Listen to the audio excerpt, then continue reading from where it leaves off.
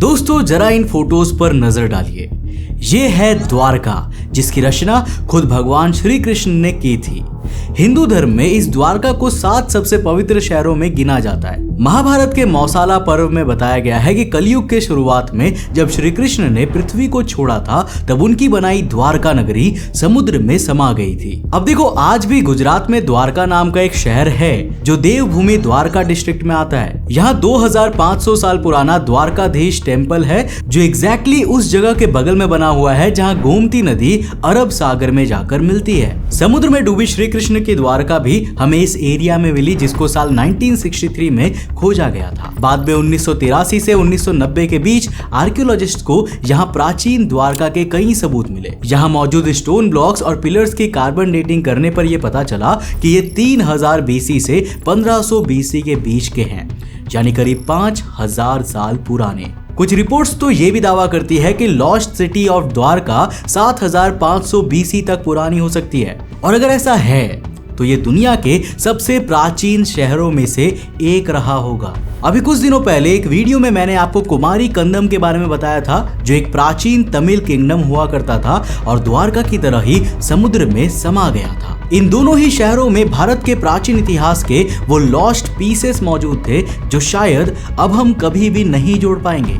पर जरा सोच कर देखो, दुनिया में ऐसे कितने ही शहर रहे होंगे जो इतिहास के किसी मोड़ पर समुद्र में समा गए होंगे। एक ऐसा ही शहर था जमाइका का पोर्ट रॉयल, जिसे 17वीं सेंचुरी में दुनिया के सबसे इविल शहर का दर्जा मिला हुआ था, जिसकी मेन वजह यहाँ के पायरेट्स, उनके द्वारा की जाने वाली लूटपाट और ब्लडी वॉर्स और लीकर पार्टीज थी। पर 7 जून 1692 को यहाँ 7.5 मैग्नीट्यूड का एक जोरदार अर्थक्वेक आता है और 51 एकड़ में फैले इस शहर का करीब 33 एकड़ का हिस्सा समुद्र में समा जाता है। साथ ही साथ इस शहर में रहने वाले 2000 से ज्यादा लोग भी मारे जाते हैं। पोर्ट रॉयल में आई इस तबाही से बचकर निकलने वाला एक इंसान, जिसका नाम एडमंड हीथ था, उसने अपने एक लेटर में उस खौफनाक मंजर का डिस्क्रिप्शन दिया था। एडमंड ने बताया कि अचानक से जमीन जैसे 2 हिस्सों में टूट गई और समुद्र की लहरें इतनी ऊंची उठी जिन्होंने सभी को निगल लिया। आज जिस शहर के रीमेन समुद्र में करीब 40 फीट नीचे देखने को मिलते हैं, जहां अभी भी 17वीं सेंचुरी के बिल्डिंग्स के रुइंस मौजूद है। साल 1950 के दशक से कई डाइवर्स ने इस शहर को एक्सप्लोर करना शुरू कर दिया और यहां खजाने की तलाश करने लगे। एंड यस, इनमें से कईयों को काफी प्रीसियस चीजें मिली भी। जैसे साल 1969 में एडविन लिंक नाम के एक डाइवर को यहाँ एक पॉकेट वॉच मिली थी, जिसे साल 1986 में पॉल ब्लॉन्डेल नाम के वॉच मेकर ने बनाया था। ये वॉच इसीलिए भी खास थी क्योंकि ये एग्जैक्टली सुबह के 11:43 पर रुकी हुई थी। एक्सपर्ट्स की माने तो शायद ये वही समय था जब पोर्ट रॉयल में अर्थक्वेक आया और ये शहर समुद्र में समा गया। पर देखो, हर शहर समुद्र के अंदर नहीं समाता। एक शहर ऐसा भी है जो समुद्र नहीं बल्कि लेक के अंदर मिला है। जी हाँ, मैं बात कर रहा हूँ एंडेस माउंटेन्स के बीच पेरू और बोलिविया के बॉर्डर्स पर मौजूद लेक टिटिकाका की, जो साउथ अमेरिका का लार्जेस्ट फ्रेश वाटर लेक है। तो साल 1956 में इस लेक के अंदर कुछ बिल्डिंग्स के रुइंस खोजे गए, जो इशारा करते थे कि शायद प्राचीन समय में यहाँ कोई शहर हुआ करता था। साल 1966 में अर्जेंटीना के कुछ डाइवर्स ने यहाँ वॉल्स की खोज की और यहाँ 1 मीटर लंबी पेवेड रोड भी मिली, जो इनका लोगों ने बनाई थी। जब डाइवर्स ने इस रास्ते को फॉलो किया तो एक विशाल मंदिर तक पहुंचे, जो इनका लोगों के भगवान वीराकोचा को समर्पित था। और कार्बन डेटिंग से ये पता चलता है कि ये 1000 से 1500 साल पुराना हो सकता है। लेकिन इसे यहाँ बनाया ही क्यों गया था? वेल देखो, इनका लोग मानते थे कि वीराकोचा, जिन्हें गॉड ऑफ क्रिएशन भी कहा जाता है, उनका जन्म इसी लेक से हुआ था। जन्म के बाद वीराकोचा सन, मून और स्टार्स को चमकने का आदेश देते हैं और पत्थरों से इंसानों और दूसरे जीवों को बनाते हैं। इसी तरह इनका लोग लेक टिटिकाका को ही अपना ओरिजिन प्लेस मानते थे और उनका बिलीव था कि मौत के बाद उनकी स्पिरिट्स इसी लेक में लौट जाने वाली है। द गार्जियन में पब्लिश्ड इस आर्टिकल के अनुसार साल 2000 में वैज्ञानिकों की एक इंटरनेशनल टीम ने यहाँ एक विशाल मंदिर की खोज की थी, जो 200 मीटर्स लंबा और 50 मीटर चौड़ा था और ये पूरा शहर लेक की सरफेस से करीब 20 मीटर नीचे मौजूद था। पर टिटिकाका में मौजूद ये अंडर वाटर सिटी वहां कैसे आई और क्या इसे पानी के अंदर ही बनाया गया था? ये कुछ ऐसे सवाल है जिनके जवाब फिलहाल तक किसी के पास भी नहीं है। अब बात करते हैं एक ऐसे शहर की जिसे चाइनीज गवर्नमेंट ने जानबूझकर डुबा दिया। ये शहर था शीशैंग, जो आज चाइना के जीजांग प्रोविंस के क्यानदाओ लेक के 400 मीटर्स नीचे है और इसे लायन सिटी भी कहा जाता था। 25 से 200 एडी के बीच इसे हैनी डायनेस्टी ने बनाया था, जिसके बाद टांग, मिंग और किंग डायनेस्टी ने भी राज किया इसमें। ये शहर इंपीरियल चाइना के इतिहास को संजोए हुए है और एक समय यहाँ 3 लाख लोग रहा करते थे। लेकिन साल 1959 में चाइनीज गवर्नमेंट ने जीनान हाइड्रो इलेक्ट्रिक डैम के कंस्ट्रक्शन के दौरान यहाँ के सारे लोगों को रिलोकेट कर दिया और इस प्राचीन शहर को पानी में डुबा दिया। अब जरा सोच कर देखो कि अगर भारत में ऐसे किसी प्राचीन शहर को डुबा दिया होता तो कितना हंगामा होने वाला था। पर चाइनीज गवर्नमेंट के खिलाफ किसी ने एक शब्द तक नहीं बोला और शीशैंग शहर को पूरी तरह से भुला दिया गया। साल 2001 में जाकर चाइनीज गवर्नमेंट ने खुद इस शहर को खोजने का एक अभियान चलाया, जहां उन्हें इस खूबसूरत शहर के रुइंस मिले। करीब ½ स्क्वायर किलोमीटर से फैले इस शहर की 5 एंट्रेंसेस है और यहाँ लायन, ड्रैगन और फीनिक्स जैसे एनिमल्स के स्टोन स्टैचूज बने हुए हैं। अब क्योंकि ये फ्रेश वाटर्स के अंदर डूबा हुआ था, जहाँ इसे काफी ऑक्सीजन और सनलाइट मिल पा रही थी, इसीलिए आज भी इसकी दीवारें पूरी तरह सुरक्षित है। पर जरूरी नहीं है कि समुद्र में डूबे शहरों की हालत खराब ही हो। साल 1992 में फ्रेंच आर्कियोलॉजिस्ट फ्रैंक गोडियो की लीडरशिप में मेडिटेरेनियन सी के करीब 400 हेक्टेयर के इलाके में एक सर्च ऑपरेशन चलाया गया था। और जानते हो ये किस चीज का सर्च ऑपरेशन था? ये खोज थी अलेक्जेंड्रिया की। वही अलेक्जेंड्रिया जिसे महान Greek ruler Alexander the great ने 331 बीसी में बसाया था। वही अलेक्जेंड्रिया जिस पर इजिप्ट की आखिरी महारानी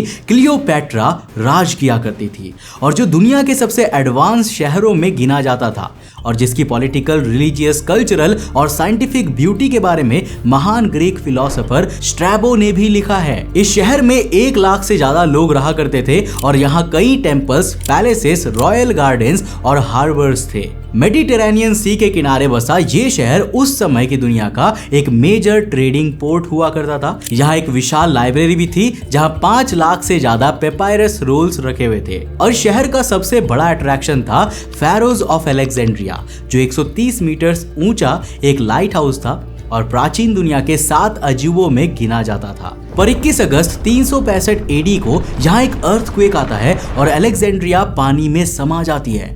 कहते हैं कि अर्थक्वेक के साथ शायद ये शहर सुनामी की लहरों का भी शिकार हुआ होगा।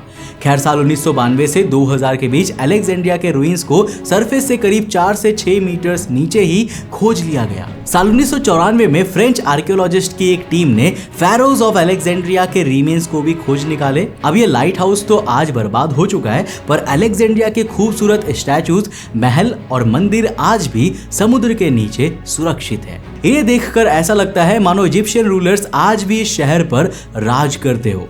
वैसे अगर आप अलेक्जेंड्रिया के बारे में एक डिटेल एपिसोड देखना चाहते हो तो नीचे कमेंट सेक्शन में लिखकर जरूर बताना। अब चलिए नेक्स्ट बात करते हैं क्यूबा में मिले अंडर वाटर फॉर्मेशंस की, जिन्हें संकन सिटी ऑफ क्यूबा नाम दिया गया है। तो साल 2001 में एडवांस डिजिटल कम्युनिकेशंस नाम की एक कैनेडियन कंपनी को क्यूबा के उस समय के प्रेसिडेंट फिदेल कास्ट्रो समुद्र में प्राचीन स्पेनिश जहाज खोजने का काम देते हैं। अब होता ये था कि स्पेनिश जहाज जो कैरेबियन आइलैंड की तरफ आया करते थे वो अक्सर पानी में डूब जाते थे और उनमें भरा खजाना भी डूब जाता था। और ये एरिया बर्मुडा ट्रायंगल के अंदर आता है, तो आप समझ ही सकते हो कि यहाँ संकन शिप्स मिलने के चांसेस काफी ज्यादा थी। एडवांस डिजिटल कम्युनिकेशंस को इसी खजाने की तलाश में लगाया गया था। पर जब उन्होंने सोनार से यहाँ के समुद्र को स्कैन किया ना, तो समुद्र के सतह से करीब 750 मीटर्स नीचे उन्हें विशालकाय जियोमेट्रिकल स्ट्रक्चर्स होने का पता चला, जिन्हें आप फोटो में भी देख सकते हो। देखकर लगता है ना कि ये अपने जमाने में काफी बड़ा शहर रहा होगा, पर अगर ऐसा है